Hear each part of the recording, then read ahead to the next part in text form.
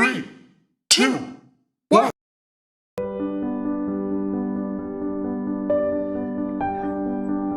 Number 1. To take charge of dispose in all government properties in view.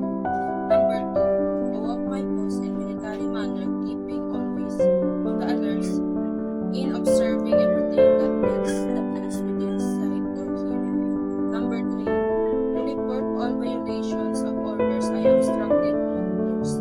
Number 4. To repeat all my calls from my post more distant from the guardhouse than my own. Number 5. To quit my post only when properly relieved. Number 6.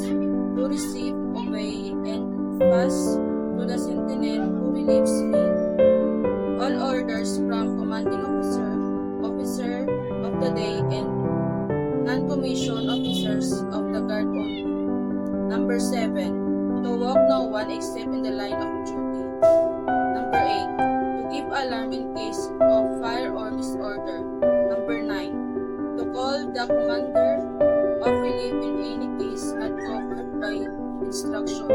Number 10. To salute all officers of colors in standard not case. Number 11. To be specially watchful at night during the time to challenge all person on near my post to allow no one to pass without proper authority.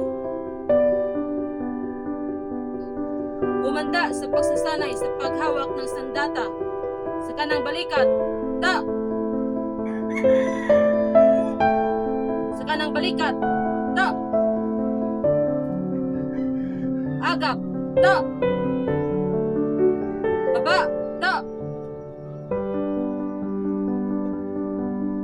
Siyasat, da! Agap, da! Baba, da! Tanghal, da! Baba, da!